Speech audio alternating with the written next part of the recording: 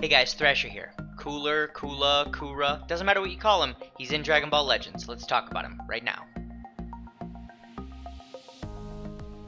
One thing before we get started, there are multiple names you can use for this unit. I call him Coora, one because that's the name on the card and it's easier for anyone who's not familiar with the Dragon Ball universe to understand who I'm talking about when I say Coora. Two, I watched the movie back in the early 90s before it was translated to English, so when it was subbed in English, Coora is how you read the name, and I've just always called him that ever since, even when it came out as the Cooler movie. Now let's get into the review.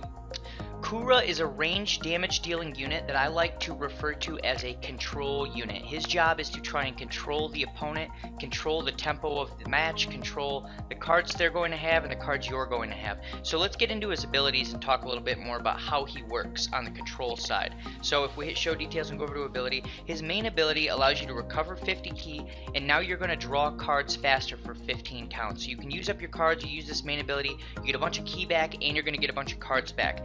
Your Z ability is going to increase your blast attack, which is his main way to deal damage. He's not a good melee damage dealer, he's only a good blast damage dealer. The real issue I see with this is that it's for sagas from the movies, and that's not a very powerful team right now. There are good characters that can fit in that team, but it's just not very cohesive at the moment. Let's go to his unique ability and check that out. 50% to own special move arts power from battle start for 20 timer counts. So what that says is when the battle starts, his special arts are going to do 50% more damage for the first 20 counts. So you need to use that early if you care about it. That's just something to keep in mind. After that, it won't work anymore. If we go over to the art, this is really what he was built for. This green card right here, Destructive Ray. There's two big things about Destructive Ray. One, I think it's too expensive. At a cost of 35, yes, it does do bleed damage and it does have a 20% chance to stun the enemy, but the point of this card is to remove enemy arts cards, and at 35 per, it's just too expensive to be a lucrative choice. The other issue is this does not work at long range, so you're most of the time going to have to dash in before you use it, so that's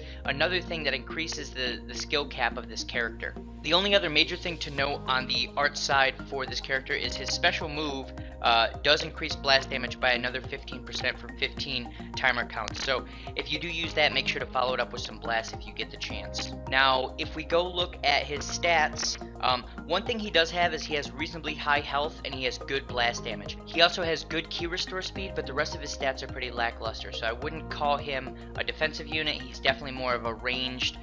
He's not a glass cannon because he doesn't pump out a ton of damage like a Vegeta, but he does do reasonable range damage, and he's going to control the unit while he's doing the damage to them. One last point to make before we talk about the teams that he'll fit on, he doesn't really have any quality equipment that he can use at the moment, so that's another big drawback of trying to use this character.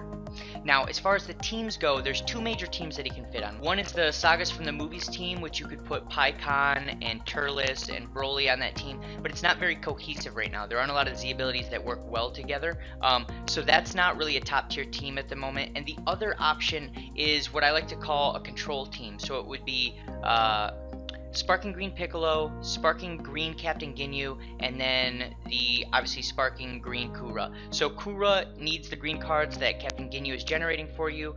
Piccolo is there to tank the damage and heal you up. All three of the units have a pretty good health pool. Piccolo can heal your team up. So overall, it's a fairly tanky team. And with the combination of Ginyu's green card generation and Koora's green card use, you're going to get a lot of cards, you're going to be destroying a lot of opponent cards, but you're not going to be doing a ton of damage. No one on the team has massive damage output, and Coora is the only one that really has any damage output. So if you use that team, they are going to be very long battles, and you have to make sure not to make any mistakes. So I would say that is a team with a very, very high skill cap to it. So watch what you're doing on that team.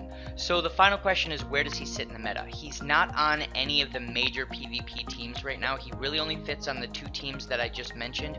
Or if you want to create some other type of crazy team, there are a few ways to make him fit in.